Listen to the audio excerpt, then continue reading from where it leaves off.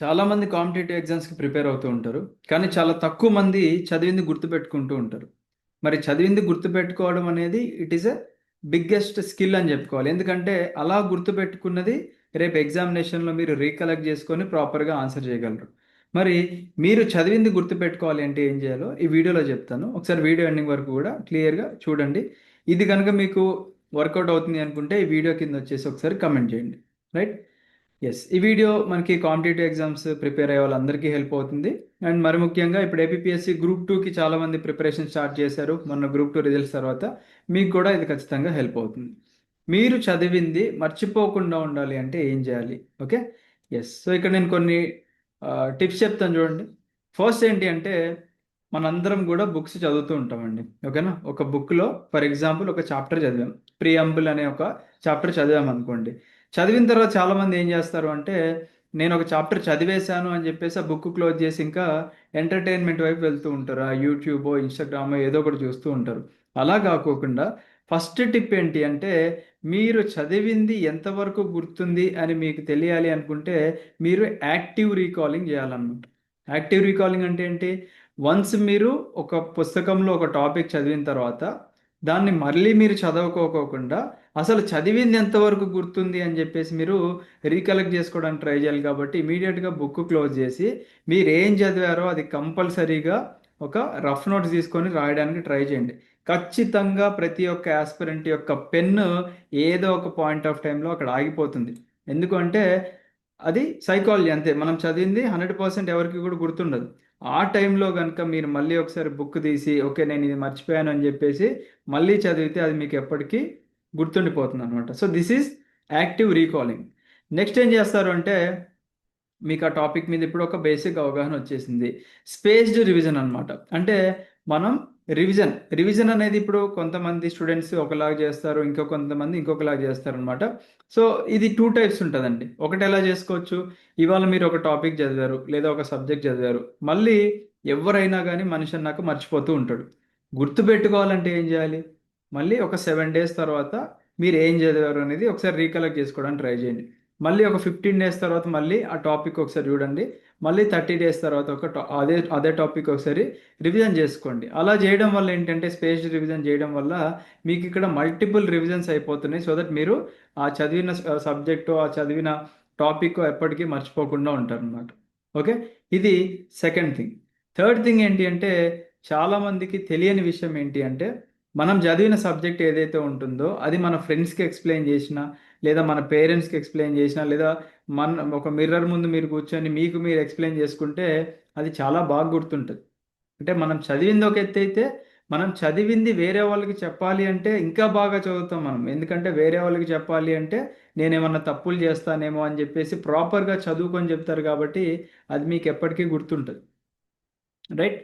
Next the pomodoro technique. ఈ pomodoro technique అంటే ఏంటి? మనం కంటిన్యూస్గా చదివితే ఎవరికి గుర్తుండదండి. అండ్ అంతా ఫోకస్డ్గా ఎవరం కూడా చదవలేం. అందుకోసం మనం ఏం చేస్తాం ఇక్కడ అంటే ఫర్ ఎగ్జాంపుల్ మీరు ఒక 1 hour చదువుదామని అనుకుంటే మీరు దాంట్లో ఒక 50 minutes మాత్రమే చదవండి.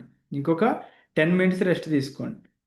మళ్ళీ ఇంకొక నెక్స్ట్ అవర్ స్టార్ట్ చేస్తున్నారంటే దాంట్లో మళ్ళీ 50 minutes మాత్రమే చదవండి. మళ్ళీ ఒక 10 నిమిషాలు రెస్ట్ తీసుకోండి. దీన్నే ద పొమోడోరో టెక్నిక్ అని చెప్పేసి అంటారు. ఎందుకంటే కంటిన్యూస్గా ఎవరు కూడా చదవలేరు, కంటిన్యూస్గా ఎవరు కూడా గుర్తుపెట్టుకోలేరు, అంత ఫోకస్ అనేది ఎవరికి ఉండదు.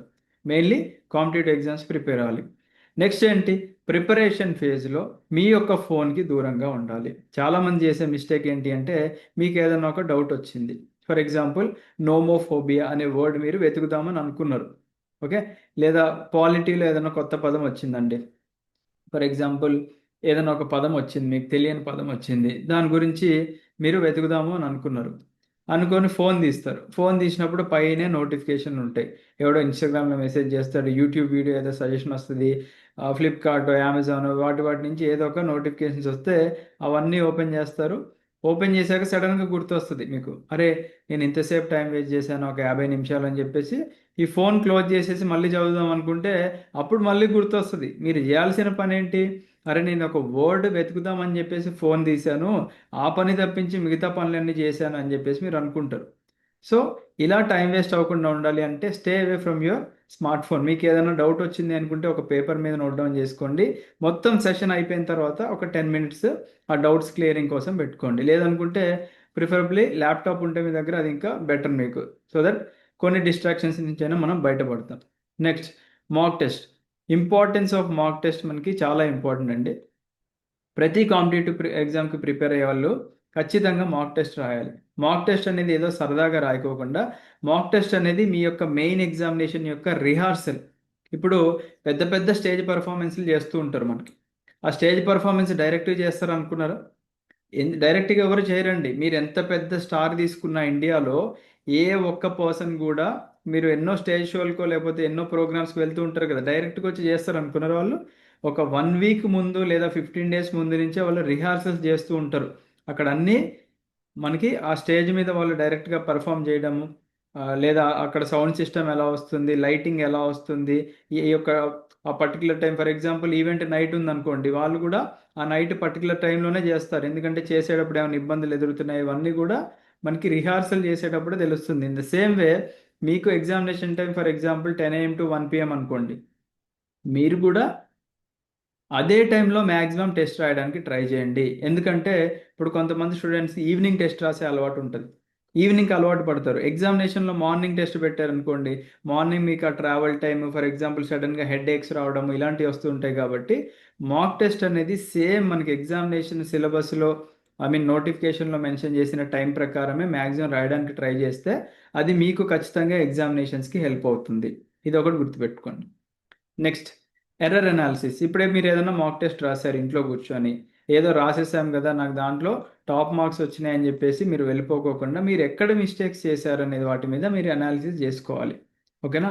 నేను ఈ పర్టికులర్ టాపిక్ మీద మిస్టేక్ చేశానంటే దాని మీద మీరు వర్క్ చేయాలి, సో దట్ ఆ టాపిక్ మళ్ళీ మళ్ళీ రిపీట్ అవ్వకుండా ఉంటుంది. నెక్స్ట్ వచ్చేసి ఫిజికల్ అండ్ మెంటల్ మెయింటెనెన్స్. అంటే ఖచ్చితంగా కాంపిటేటివ్ ఎగ్జామ్స్కి ప్రిపేర్ అయ్యేటప్పుడు ఒక 7 hours to 8 hours of sleep అనేది మ్యాండేటరీ అండి. మనం స్లీప్ లేకపోతే మనం ఏది కూడా పర్ఫామ్ చేయలేము, గుర్తుపెట్టుకోండి. మీరు ఓన్లీ 3 గంటలే నిద్రపోతా, 2 గంటలే నిద్రపోతా అంటే అదే నిద్ర మళ్ళీ నెక్స్ట్ డేనో ఆ నెక్స్ట్ డేనో మీ హెల్త్ ఇష్యూస్ వచ్చిన తర్వాత మళ్ళీ కంటిన్యూ చేస్తారు. దాని బదులు everyday 7 to 8 hours of sleep ఉంటే మీకు ఖచ్చితంగా అది మీకే హెల్ప్ అవుతుంది. అంటే ప్రాపర్గా చదువుకోవడానికి, చదివింది గుర్తుపెట్టుకోవడానికి హెల్ప్ అవుతుంది. దీంతోపాటు చాలామంది చేసేది మిస్టేక్ ఏంటి అంటే హైడ్రేటెడ్గా ఉండరు, సరిగ్గా వాటర్ తాగరు. మనకి వేడి చేయడం కానివ్వండి, లేకపోతే మనకి పింపుల్స్ రావడం కానివ్వండి, బాడీలో ఎక్కడన్నా బబుల్స్ అట్లాంటివి రావడం జరుగుతూ ఉంటాయి అన్నమాట. హైడ్రేటెడ్గా ఉంటే మన బ్రెయిన్ కూడా మంచి యాక్టివ్గా పనిచేస్తూ ఉంటుంది. న్యూట్రిషియస్ ఫుడ్ తినాలి మనం. ఇష్టం వచ్చిన జంక్ ఫుడ్ లాంటివి తినకోకుండా ప్రాపర్గా డ్రై ఫ్రూట్స్ కానివ్వండి, healthy breakfast, healthy lunch and healthy healthy dinner తీసుకోవాలి మన బాడీలో ఇంటేక్.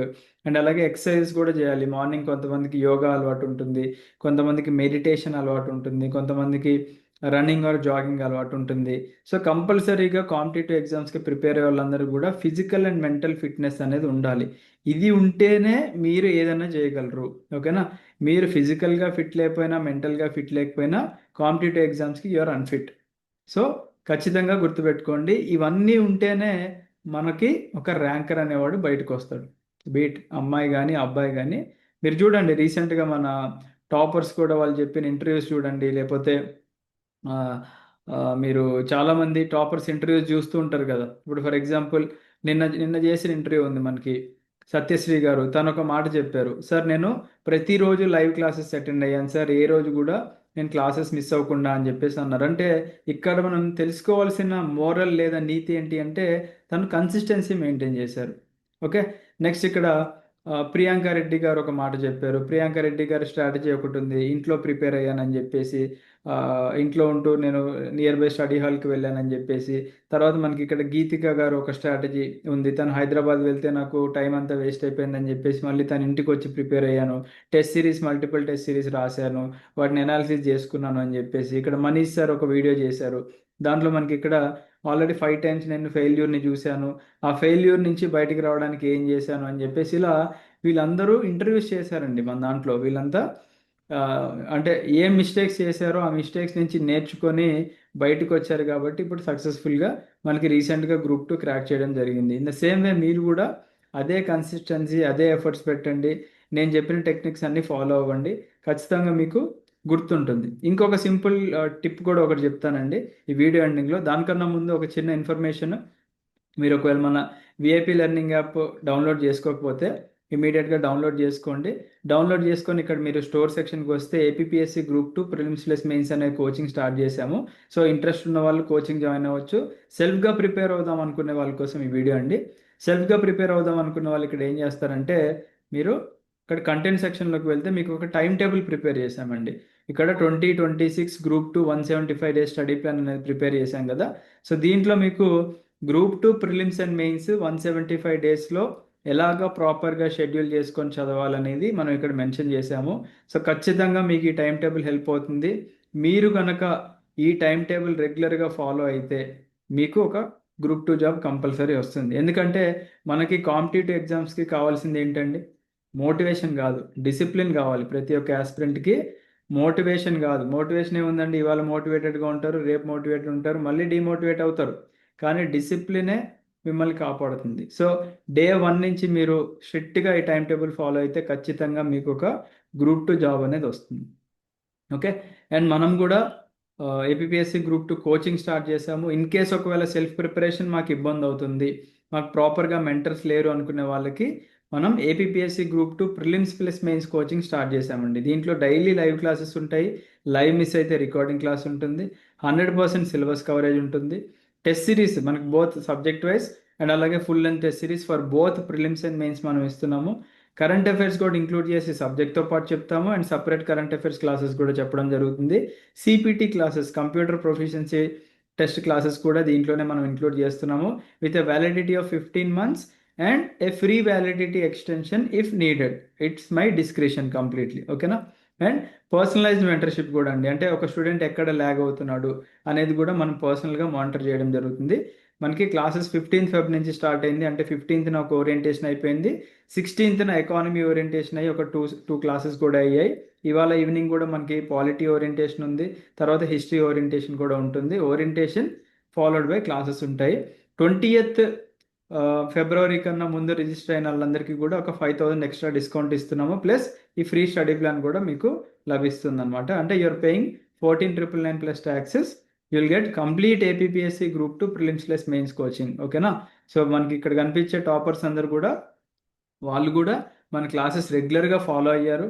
మనం పెట్టిన టెస్ట్లన్నీ అటెంప్ట్ చేశారు.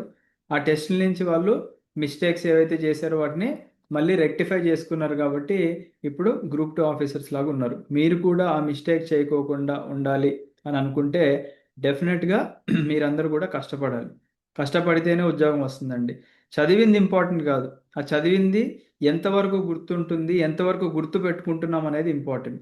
ఇందాక ఒక టిప్ చెప్తా అన్నా కదండి. ఆ టిప్ ఏం లేదండి, సింపుల్. ఇప్పుడు మీరు ఇవాళ మొత్తం చదువుతారు కదా.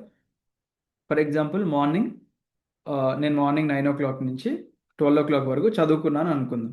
నేనేం చేస్తానంటే 12 o'clockకి I go to the meditative state. అంటే నేను కళ్ళు మూసుకొని ఓకే నేను 12 నుంచి ఏం చదివాను అని చెప్పేసి అలా కళ్ళు మూసుకొని మీరు రివైజ్ చేస్తూ ఉండండి. ఏదో ఒక పాయింట్ ఆఫ్ టైంలో మీరు చదివింది మర్చిపోతారు. అప్పుడు మళ్ళీ ఒకసారి బుక్ ఓపెన్ చేసి చూడండి. ఇలా మీకు మార్నింగ్ చదివింది అయిపోద్ది. మళ్ళీ ఈవినింగ్ 6 to 10 చదువుకుంటారు. మళ్ళీ అగైన్ నైట్ మళ్ళీ మెడిటేటివ్ స్టేట్కి వెళ్ళండి. ఒక 15-20 minutes. నేను మధ్యాహ్నం నుంచి ఈవినింగ్ వరకు ఏం చదివాను అవి అన్నీ కంప్లీట్గా గుర్తున్నాయి అనుకుంటే మళ్ళీ మార్నింగ్కి చదివినవి రీకలెక్ట్ చేసుకోవడానికి ట్రై చేయండి. అలా మీకు ఒక డే అయిపోతుంది. నెక్స్ట్ డే మార్నింగ్ మీరు మెడిటేషన్ చేసే టైంలో నిన్న మొత్తం ఏం చదివారో అవి రీకలెక్ట్ చేసుకోవడానికి ట్రై చేయండి. అలా మీరు రెగ్యులర్గా మెడిటేటివ్ స్టేట్లో రీకలెక్ట్ చేసుకోవడానికి ట్రై చేసినవన్నీ కూడా మీ సబ్ కాన్షియస్ మైండ్లో పర్మనెంట్గా స్టోర్ అయినాయి అనుకోండి, మీకు ఖచ్చితంగా కాంపిటేటివ్ ఎగ్జామ్స్లో ఏ క్వశ్చన్ అడిగినా కానీ ఆన్సర్ చేసేలాగా ఉంటారు. ఇట్స్ ఆల్ అబౌట్ రివిజన్ అండి మనకి. ఓకేనా. ఆ రివిజన్ మీరు ఎన్నిసార్లు చేస్తున్నారు అనేది ఇంపార్టెంట్. ఒక్కసారి చదివితే ఎవరికి గుర్తుండదు ప్రపంచంలో.